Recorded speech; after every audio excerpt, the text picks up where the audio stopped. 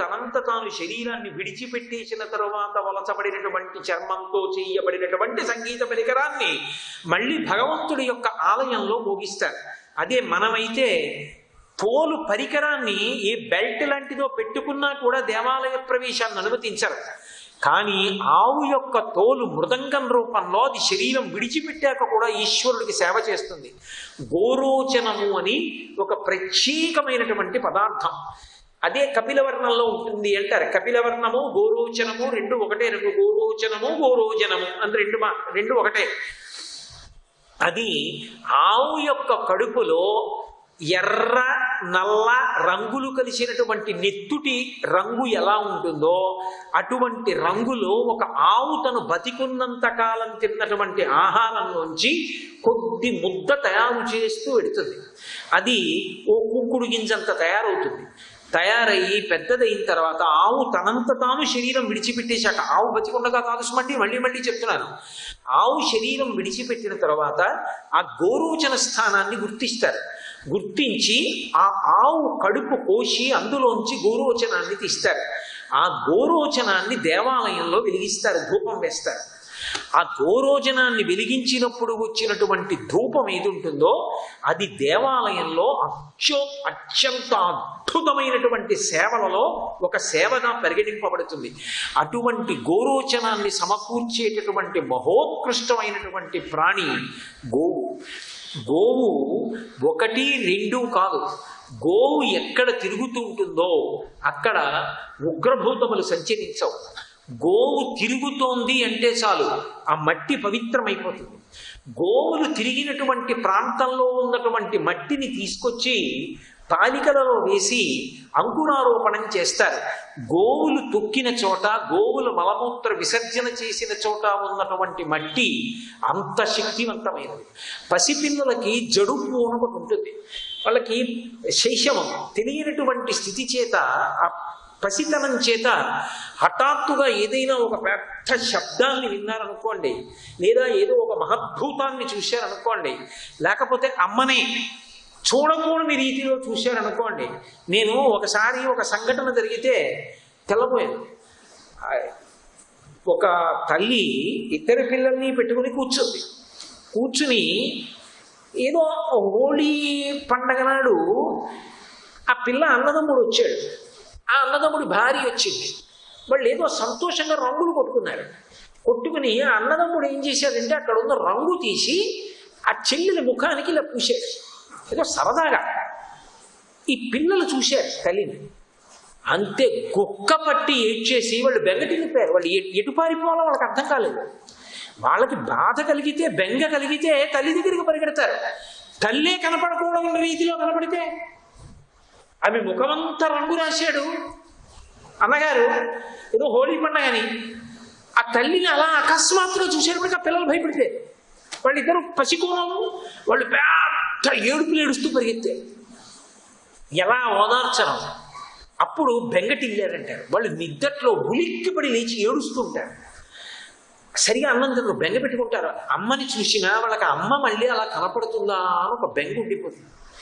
ఆ జడుపు పోవాలి అంటే లోకంలో సాధనంగా ఏది చెప్తారంటే, పిల్లలకి దృష్టి దోషాన్ని తట్టుకోగలిగిన శక్తి ఉండదు. ఆ దోషం పోవాలి అంటే, అందుకే పూర్వం ప్రతి ఇంట ఆవు ఉండేది. పక్షులు బారే వేళ్ళంటారు. దానికి ముందు గోశాలలోకి తీసుకెళ్ళి ఆవు వెనక పిల్లవాడిని పట్టుకొని ఒక్కసారి ఆవు తోక తిప్పుతారు. తిప్పితే అలా ఆవు తోక తిప్పినంత మాత్రం చేత ఆ పిల్లవాడికి పట్టినటువంటి జడుపు, ఆ పిల్లవాడు పొందినటువంటి ఉద్వేగం పోయి శాంతి కలుగుతుంది. ఎందుచేత అంటే ఆ గోవు యొక్క శరీరం అంత పవిత్రం. నేను చెప్పిన మాట మీరు పరమ సత్యము అని విశ్వసించండి. మనసు ఎంతో ఆందోళనతో ఉంటే మీరు తెలిసి కానీ తెలియక కానీ వెళ్ళి గోశాలలో కాసేపు కూర్చోండి. మీరు ఆ గోవుల ముఖాల వంక, గోవుల వంక అవి మేత మేస్తూ అవి తింటూ వెనక వాటి తోకలు అవి చూస్తే, నిజంగా ఒక గోవు నడిచి వెళ్ళిపోతుంటే ఒక్కొక్కసారి దాన్ని వంక చూస్తే అమ్మవారి జడ అటు ఇటు ఊగుతూ అమ్మవారు నడిచి వెడుతోందా అనిపిస్తుంది. ఆ గోవు తోక చూస్తూ దాని కాళ్ళు చూస్తుంటే, దాని పృష్ఠభాగం వంక చూస్తే పరదేవత నడిచి వెడుతున్నట్లు అనిపిస్తుంది. ఆ గోవులు కళ్యాణకారకములు, గోవులు శోభనప్రదములు. గోశాలలో కూర్చున్నంత మాత్రం చేత ఆందోళనలు ఉపశమిస్తాయి. గోవుకి ఏదైనా పదార్థం తినిపించినంత మాత్రం చేత గ్రహములన్నీ కూడా ఉపశాంతి పొందుతాయి. తెలిసో తెలియకో పట్టుకెళ్ళి కాసిన కందులు పెట్టాడు, నానబెట్టినవి, గోవు తింది. తన జాతకంలో కందులు దానం చేసి ఏ గ్రహాన్ని ఉపశాంతి పొందేటట్టు చెయ్యాలని వ్రాయబడి ఉందో ఆ గ్రహం ఉత్తర క్షణంలో ఉపశాంతి పొందుతుంది, గోవు తింది కాబట్టి. గోవు ముట్టుకున్నంత మాత్రం చేత శ్రాద్ధ కర్మ పూర్తయిపోతుంది. ఆ పితృదేవతారాధనలో పెట్టబడినటువంటి పదార్థములు వడ్డింపబడిన విస్తరణని గోవు ముట్టుకుందనుకోండి, పూర్తయినట్టే. ఏదైనా సరే గోవుకి ఉన్నంత శక్తి లోకంలో మీకు ఎక్కడా కనపడదు. అందుకే ఏదైనా ఒక మూర్తిని ప్రతిష్ఠ చేసినప్పుడు నేత్ర నిమీలనం చేస్తారు. ఆఖరణ కళ్ళకి కొవ్వు పూయబడి ఉంటుంది, దాన్ని తీసేస్తారు. తీసేసి ఆ విగ్రహం చూడడం మొదలు పెడతారు. అప్పటి వరకు ఎంతో జపం చేసి ధారపోస్తారు. అంత శక్తితో మూర్తి చూస్తుంది. ఆ ప్రథమ వీక్షణాన్ని తట్టుకోలేరు ఎవరు. అందుకని కుంభం పోస్తారు, పెద్ద అన్నపు రాశి పోసి దాని మీద పెద్ద గుమ్మడికాయ అవి పెడతారు. ఎవరు చూపులకు అడ్డు రాకండి, అడ్డు రాకండి, పక్కకెళ్ళిపోండి అంటారు. మొదటి దృష్టిపాతాన్ని ఎవరు తట్టుకుంటారంటే అన్నం కుంభం తట్టుకుంటుంది, రెండు గోవు తట్టుకుంటుంది. అందుకే ఆవును తీసుకెళ్లి ఎదురుగుండా నించోపెడతారు. ఈశ్వరుడి యొక్క దృష్టిపాతాన్ని తట్టుకోగలిగినటువంటి ఏకైక ప్రాణి ఏది అంటే గోవు. అందుకే గోవు ఇంట్లో ఉందనుకోండి, అది అన్ని ప్రమాదములను నివారిస్తుంది. ఆ గోవు అంత పరమ పవిత్రమైనటువంటి ప్రాణి. అందుకే శాంతి మంత్రం చెప్తూ ఒక మాట చెప్తారు, గోబ్రాహ్మణిభ్య శుభమస్తు నిత్యం లోకా సమస్తా సుఖినో భవంతు. గోవు బ్రాహ్మణులు సుఖముగా ఉండుగాక, లోకములు సుఖముగా ఉండుగాక. ఈ పక్షపాతమా? ముందు గోవులు బ్రాహ్మణులు సుఖంగా ఉండాలని, తర్వాత లోకాలు సుఖంగా ఉండాలన్నాం ఎందుకు? ఏ లోకాలని కూడా గోవులు బ్రాహ్మణులతో కలిపి చెప్పకూడదా? వాళ్ళని పక్షపాతంతో ముందు చెప్పడం ఎందుకు? అంటే గోవుల మీద బ్రాహ్మణుల మీద పక్షపాతంతో కాదా మాట చెప్పేది. లోకంలో ఏదో ఉపద్రవం ఏర్పడింది, పిడుగులు పడుతున్నాయి, అతివృష్టి అనావృష్టి ఇటువంటి దోషములు వచ్చాయి, లోకంలో ఉన్న వాళ్ళందరూ కూడా బాధపడుతున్నారు. ఇప్పుడు ఆ బాధ పోవాలంటే దేవతల్ని ప్రసన్నం చేసుకోవాలి. దేవతల్ని ప్రసన్నం చేసుకోవాలంటే యజ్ఞం చెయ్యాలి.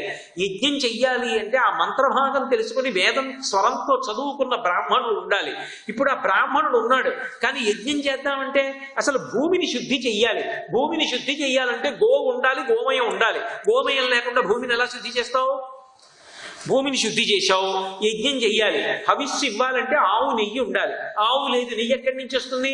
ఆవు లేదు, పాలు ఎక్కడి నుంచి వస్తాయి? ఆవు లేదు, పెరుగు ఎక్కడి నుంచి వస్తుంది? ఇంకొక పాలు ఇంకొక పెరుగు పనికిరావు. ఆవు పాలు, ఆవు పెరుగు, ఆవు నెయ్యి, ఆవు యొక్క పురీషము, ఆవు యొక్క మూత్రము లేని నాడు యజ్ఞం చేయడం సాధ్యం కాదు. యజ్ఞం చెయ్యడానికి కావలసిన మంత్రం వచ్చిన బ్రాహ్మణుడు ఉన్నా గోవులు లేనప్పుడు యజ్ఞం చేయడం సాధ్యం కాదు. కాబట్టి ఆ యజ్ఞము లేని నాడు దేవతలను తృప్తిపరచడం సాధ్యం కాదు. కాబట్టి దేవతలను సంతోష పెట్టడం నాడు మన యొక్క కష్టాలను నివారించుకోవడం సాధ్యం కాదు. కాబట్టి దేవతలను సంతోష పెట్టగలిగినటువంటి యజ్ఞం అనేటటువంటి సాధనాన్ని ఉపయోగించుకోవడానికి వీలైన రీతిలో వేదం చదువుకున్నటువంటి వ్యక్తి కూడా సుస్వరంగా మంత్రములతో దేవతలకు హవిస్సులు ఇవ్వాలంటే దానికి సాధనము గోవు ఒక్కటే. గోవు నుండి ఈ పదార్థములు రావాలి. అందుకని ముందు గోవు బాగుండాలని కోరుకున్నారు. గో బ్రాహ్మణిభ్య శుభమస్తు నిత్యం లోకా సమస్తా సుఖినో భవంతు. ఆ గోవు బ్రాహ్మణుడు సుఖంగా ఉంటే లోకములన్నీ సుఖంగా ఉంటాయి.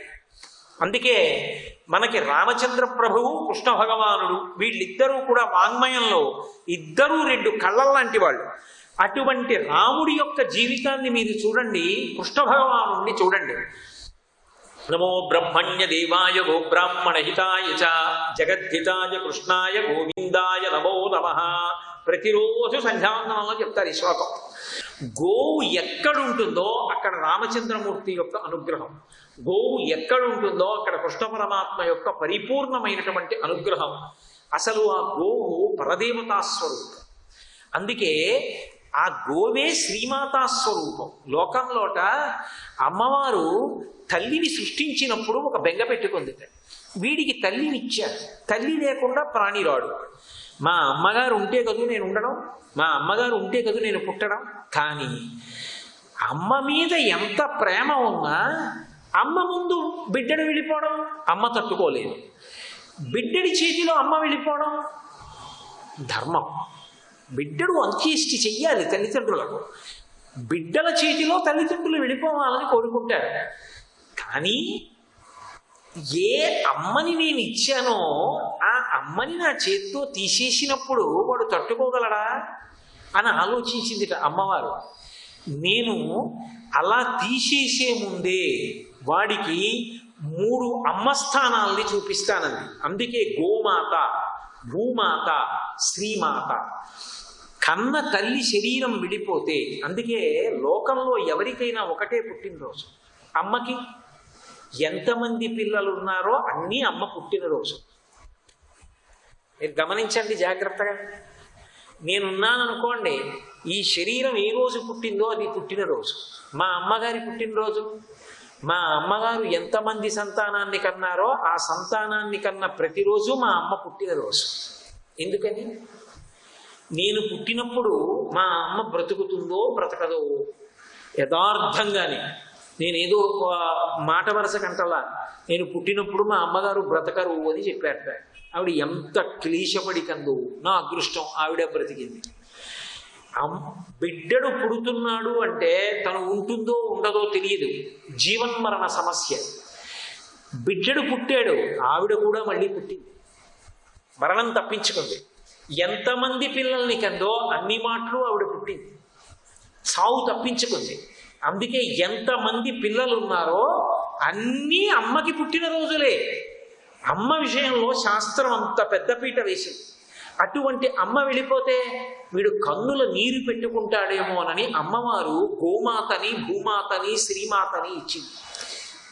అందుకే వేదంలో ఒక విషయం చెప్తారు, పుట్టినరోజు తప్పకుండా చేసుకోవాలి. పుట్టినరోజు చేసుకోవడం అంటే ఎలా? నల్లని నువ్వులు, ఆవు పాలు కలిపి 3 మాటలు లోపలికి పుచ్చుకోవాలి. అలా 3 మాటలు లోపలికి పుచ్చుకుంటే వచ్చే పుట్టినరోజు కూడా చూస్తాడు. అంటే మధ్యలో ఏదైనా గండకాలం ఉన్నా కూడా దాటిపోతుంది. అలా గండకాలాన్ని తప్పించగలిగినది ఏది అంటే ఆవు పాలు. అమ్మ రూపంలో నిలబడగలిగినది ఏది అంటే ఆవు. నీ పుట్టినరోజు నాడు అయ్యో మా అమ్మ ఉండేది, మా అమ్మ పాపం నాకు పుట్టినరోజు వస్తోంది అంటే తొక్కుళ్ళట్టు చేసి పెట్టేది, ఎంత ప్రేమతోటో ఆశీర్వచనం చేసేది, ఎంత పెద్దదైపోయినా నా తల మీద చమురు పెట్టేది. ఆ అమ్మ లేదే అని నువ్వు బెంగ పెట్టుకోక్కర్లేదు. గోశాలకి వెళ్ళి ఒక గోవుకి ప్రదక్షిణం చేసి నమస్కరిస్తే ఆ నమస్కారం అమ్మకు అందుతుంది. గోవు అంత గొప్పది. అందుకే అమ్మవారు గోవుని అంత గొప్ప స్థానంలో సృజించింది. అమ్మ పెద్దదైపోతుంది, అమ్మ చంటితనంలో పాలిస్తుంది. ఎల్లకాలం పాలివ్వగలదా? కొంతకాలం అయిన తర్వాత అమ్మ పాలివ్వలేదు, అమ్మ వృద్ధురాలు అయిపోతుంది. అమ్మ ఏ పని చేయదు, అమ్మ ఏ పని చేయట్లేదు, అమ్మ పాలివ్వదు. ఇక అమ్మతో మనకేం పని? అమ్మ మనని ఇక పోషించలేదు అని అమ్మ బరువు అయిపోయింది అని ఇంకొకలా అమ్మ పట్ల ప్రవర్తిస్తాడా ఏ కొడుకైనా? అమ్మ బరువు అయిపోయిందని. అమ్మ బరువైపోయిందన్న మాట ఎలా రాకూడదో ఆవు బరువైపోయిందన్న మాట అలా రాకూడదు. ఆవు పాలివ్వడం మానేసిన, ఆవు పోయిందని అనిపించిన, గోవు వృద్ధాప్యాన్ని పొందిన ఆ గోవుని రక్షించుకోవడం సనాతన ధర్మమునందు ప్రతిపాదింపబడినటువంటి పరమ పవిత్రమైనటువంటి విశేషం. అందుకే ఆ గోవు అంత గొప్పది. అసలు మీరు ఏ కావ్యాన్ని పరిశీలించండి, ఏ పురాణాన్ని పరిశీలించండి, గోవు యొక్క స్పర్శ లేకుండా, గోవుకి సంబంధించినటువంటి మాట లేకుండా మీకు ఎక్కడా ఏవీ కనపడదు. ఏదైనా సరే గోవుతోటే ప్రారంభం అవుతుంది. లోకంలో ఎంత కష్టంలో ఉన్నవాడైనా సరే ఉద్ధరింపబడాలి అంటే చెప్పబడేటటువంటి మాట ఏమిటి అంటే గోసేవ చెయ్యమని చెప్తారు. గోసేవని మించిన సేవ లోకంలో ఇంకొకటి లేదు. ఒక ఆవుకి ఈగలు కుడుతూ ఉంటే కాసేపు ఆవుకి ఆ ఈగలు కుట్టకుండా చూడడం, దాని గంగడోలు నిమరణం. ప్రత్యేకించి గంగడోలు అంటారు, మెడ కింద భాగం దానికి దురదపెడుతూ ఉంటుంది. అందుకే మీరు ఆ గంగడోలు ఇలా ఇలా అన్నారనుకోండి, అది ఎంత సంతోషపడిపోతుందో, ఇలా మొరలు చాపి అర్ధనిమీలిత నేత్రాలతో నిలబడుతుంది. అలా నిలబడేటటువంటి ఆవుకి తన కంఠం కింద ఉన్న గంగడోలుని గోక్కోవడానికి అవకాశం ఉండదు. తోక అందదు, ఇలా గోక్కోవడమా కుదరదు. అందుకే గరుకు స్తంభం వేస్తే అది ఆ గంగడోలు రుద్దుకుంటుంది. రుద్దుకున్నప్పుడు వెంట్రుకలు పడతాయి. ఆ వెంట్రుకలు ఎన్ని పడ్డాయో అంతమందిని విడిపిస్తారు, పూర్వతరాల నుంచి ఉత్తమ లోకాలకు పంపుతారు. గోవు యొక్క సమస్త అంగముల యందు దేవతలందరూ నిలబడి ఉంటారు. శివాలయంలో శివలింగ ప్రతిష్ఠ చెయ్యాలి అంటే అంత తేలికైన విషయం ఏం కాదు. కానీ మీకు ఎప్పుడూ శివలింగం పరమ పవిత్రంగా, ఎండుటాకులు పడనివ్వండి, దాని మీద కాకి కొన్నాళ్ళు పక్షులు వాలే అనుకోండి ఓ దేవాలయంలో, కొన్నాళ్ళు ఏదో కుక్క తిరిగింది అనుకోండి, కొంతకాలం అయిపోయిన తర్వాత దేవాలయానికి మళ్ళీ కుంభాభిషేకం చెయ్యాలి, అది శక్తి పుంజుకోవడానికి. కానీ కాకి వాళ్ళనివ్వండి, పిట్ట కూర్చోనివ్వండి, పసిపిల్లవాడు తెలియక ముట్టుకోనివ్వండి, అభిషేకం చెయ్యండి, చెయ్యకపోనివ్వండి, ధారాపాత్ర కట్టకపోనివ్వండి, పరమ పవిత్రమైనటువంటి లింగస్వరూపం ఎప్పుడు ఎక్కడ ఉంటుందో తెలుసా? గోవు యొక్క మూపురంలో ఉంటుంది. దాని మూపురం ఉంటుందే, దాన్ని ఒక్కసారి ఇలా ముట్టుకున్నారనుకోండి, మీరు ఒక శివలింగాన్ని ముట్టుకున్నట్టు. మీరు భగవత్ స్వరూపాన్ని ముట్టుకోవాలి అంటే శౌచ ప్రధానమై ఉండాలి. స్నానం చేసి బట్ట ఎలా కట్టుకోవాలో అలా కట్టుకుంటేనే దేవాలయంలోకి ప్రవేశించాలి. కానీ ఒక గోవు ఉందనుకోండి, మీరు ఎలా ఉన్నారన్న దానితో సంబంధం లేదు. మీరు ఆఖరికి చెప్పులు వేసుకుని ఉన్నా సరే ఒక అరటిపండు పెట్టారనుకోండి, అది దోషాన్ని పక్కన పెట్టి మీరు చేసిన ఈశ్వర సేవ కిందే స్వీకరింపబడుతుంది. ఒక గోవు అక్కడ కనబడితే ప్రదక్షిణం చేసి వెళ్ళిపోయారనుకోండి, చాలు 33 కోట్ల మంది దేవతలకి ప్రదక్షిణం చేసినట్టే అనుగ్రహింపబడుతుంది. డెక్కల దగ్గర నుండి ఆవు యొక్క సమస్త అంగ ప్రత్యంగముల యందు కూడా దేవతలందరూ ఆవాహన అయ్యి ఉంటారు. అందుకే లోకంలో ఒక మాట చెప్తారు, యద్గృహే దుఃఖితా గావః సయాతి నరకన్నరః. ఏ దేశమునందు గోవులు దుఃఖిస్తూ ఉంటాయో, ఏ ఇంట గోవులు ఏడుస్తాయో, ఎక్కడ గోవులు రక్షింపబడవో, ఎక్కడ గోవులు పోషింపబడవో అక్కడ భూమి వృద్ధి పొందదు. ఎక్కడ గోవులు రక్షింపబడతాయో, ఎక్కడ గోవులను జనులు పూజ చేస్తారో, గోవులకు గోశాలలు నిర్మింపబడతాయో, గోవుని ఆధారం చేసుకుని గోసేవ చేసి తరించాలనేటటువంటి తాపత్రయం కలుగుతుందో, అక్కడ ఆ వ్యక్తి ఒక్కడూ తరించడం కాదు, ఆ వ్యక్తితో పాటుగా ఆయనకి పూర్వంలో ఉన్నటువంటి అనేక తరాలకి సంబంధించినటువంటి వాళ్ళు కూడా ఉత్తమ గతుల్ని పొందుతారు. అంత గొప్ప ప్రాణి లోకంలో ఏది అంటే గోవు ఒక్కటే. 1 సంవత్సరం వయస్సు లోపు ఉన్నటువంటి దూడని వత్స అని పిలుస్తారు, గోవత్సము.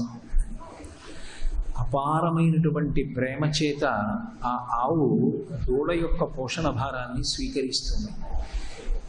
ఆ వత్స అనేటటువంటి శబ్దాన్ని ప్రధానంగా ఆవు యొక్క దూడకి అన్వయం చేసినప్పటికీ అదే శబ్దాన్ని ఇంకొక ఇద్దరి పట్ల కూడా అన్వయం చేస్తారు. గురువు శిష్యుణ్ణి వత్స అని పిలుస్తాడు, అలాగే తండ్రి కొడుకుని వత్స అని పిలుస్తాడు. ఆ వత్స అన్న శబ్దానికి అంత ప్రాముఖ్యత ఎందుకు వచ్చింది అంటే, సహజంగా శాకాహారి అయినటువంటి ఆవు మావి చేత పుట్టినటువంటి దూడ యొక్క శరీరాన్ని శుభ్రం చేసేటప్పుడు ఏ ఇతరమైనటువంటి ఉపకరణమును ఉపయోగించవలసినటువంటి అవసరం లేకుండా తన నాలుక చేత మావినంతటినీ నాకి శుభ్రం చేస్తుంది.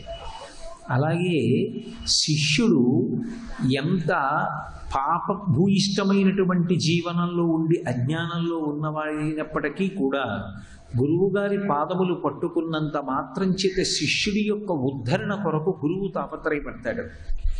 ఆ దూడ ఒంటికి అంటి ఉన్నటువంటి మావిని తన నాలుక చేత శుభ్రం చేసినటువంటి దూడల ఆవుల తన శిష్యునికి అంటి ఉన్నటువంటి అజ్ఞానాన్ని తొలగించడానికి గురువు నిరంతరం ప్రయత్నం చేస్తూనే ఉంటాడు. అధిగతదత్వ శిష్య హితయోగ్యత సతతం అని గురువు గురించి చెప్తూ శాస్త్రం ఒక మాట అంటుంది, అధిగత తత్వ, తాను తత్వములు ఎరిగిన వాడై శిష్య హితయోగ్యత, శిష్యుల యొక్క హితము కొరకు నిరంతర ప్రయత్నం చేసేటటువంటి వాడెవరో ఆయన గురువు. ఆ గురువు శిష్యుల్ని పిలిచినప్పుడు వత్స అని పిలుస్తూ ఉంటాడు. అందుకే ఆదిత్య హృదయంలో రామచంద్రమూర్తిని పిలిచినప్పుడు అగస్త్య మహర్షి ఏన సర్వాం నరీన్ వత్స సమరే విజీష్యసి ఆదిత్య హృదయం పుణ్యం సర్వశత్రు వినాశనం అంటాడు. ఓ రామ రామ రామ మహాబాహో అని పిలిచి రామ రామ అని పిలిచి వత్స అంటాడు. అది గురువు యొక్క పరిపూర్ణమైనటువంటి వాత్సల్యానికి గుర్తు.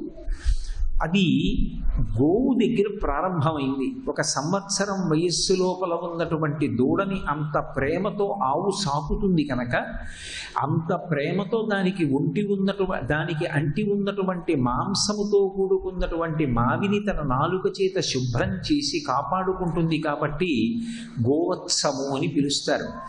ఆ గోవు ఎంత విశేషమైనటువంటి అనుగ్రహ శక్తి కలిగి ఉంటుందో, గోవు యొక్క సేవ ఎంత అద్భుతమైనటువంటి ఫలితములను ఇస్తుందో మనకి ఆర్షవాంగ్మయంలో ఏ కావ్యాన్ని పరిశీలనం చెయ్యండి, ఏ పురాణాన్ని పరిశీలనం చెయ్యండి, గోవు యొక్క స్పర్శ లేకుండా ఉండదు. రఘువంశము అని కాళిదాస మహాకవి ఒక అద్భుతమైనటువంటి గ్రంథాన్ని రచన చేశాడు. ఆ గ్రంథ రచన చేసేటప్పుడు ఆయన ఒక విషయాన్ని చెప్పుకున్నాడు. మందకవి యశప్రార్థి, నేను చాలా మందమైనటువంటి బుద్ధి కలిగినటువంటి కవిని. ప్రాంశులభ్యే ఫలీలోభాత్ ఉద్బాహురివ వామనః అని చెప్పుకున్నాడు ఆయన.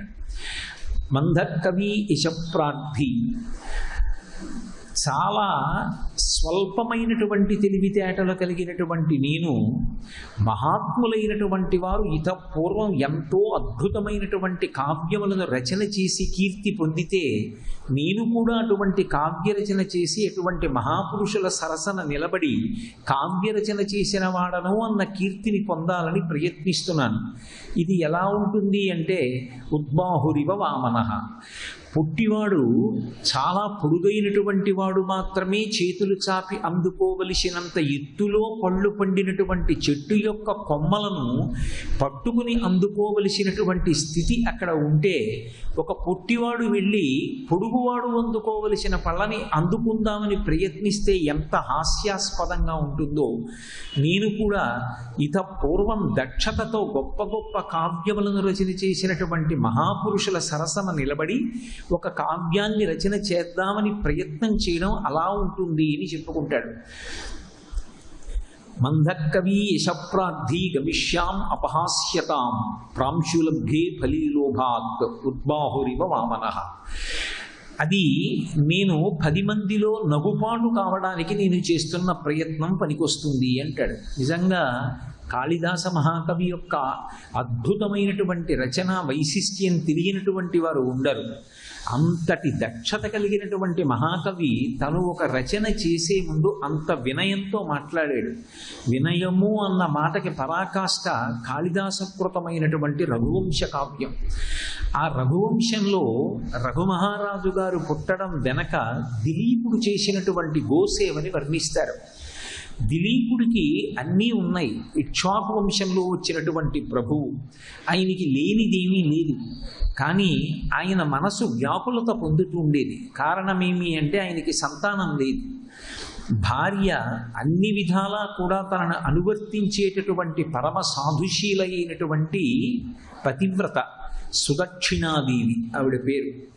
ఈ దిలీపుడు సుదక్షిణాదేవి తమకు సంతానము కలగట్లేదు అని పరివేదన చెంది కులగురు అయినటువంటి వశిష్ఠ మహర్షి యొక్క దర్శనానికి బయలుదేరారు. అసలు గురువుగారి ఇంటికి వెళ్ళడం అంటే, గురువుగారి దర్శనం చేయడం అంటే, గురువుగారితో మాట్లాడడం అంటే అది ఎంత అద్భుతంగా ఉంటుందో నిజంగా రఘువంశం చదువుతుంటే ఒళ్ళు పులకరిస్తుంది, మనసు ఆనందతన్మయత్వాన్ని పొందుతుంది. కాళిదాసు కన్నుల ముందు కనపడుతున్నట్టుగా అంత అద్భుత రచన చేశాడు. కొద్ది పరివారంతో కాలినడకన చేరుకున్నాడు. సాయంకాలం వేళ చెయ్యవలసినటువంటి జపము, హోమము, తపము మొదలైనటువంటి కార్యక్రమాల్ని పూర్తి చేసుకుని భార్య అయినటువంటి అరుంధతీదేవితో కలిసి కూర్చుని దర్శనమిచ్చాడు వశిష్ఠ మహర్షి. ఆ దిలీపుడు సుదక్షిణాదేవి వెళ్ళి వశిష్ఠ మహర్షి యొక్క పాదములకు, అరుంధతీదేవి యొక్క పాదములకు నమస్కరించి కూర్చున్నారు. కుశల ప్రశ్నలు వేశాడు వశిష్ఠుడు. జవాబు చెప్పాడు దిలీపుడు. రాజ్యం అంతా కుశలంగా ఉంది, పరిపాలన అంతా కూడా చక్కగా నడుస్తోంది, ఎక్కడా ఏ విధమైన ఇబ్బందులు లేవు అని చెప్పి తాను గురువుగారి దర్శనానికి ఎందుకు వచ్చాడో చెప్తాడు. సర్వం శ్రీ ఉమామహేశ్వర పరబ్రహ్మార్పణమస్తు. స్వస్తి.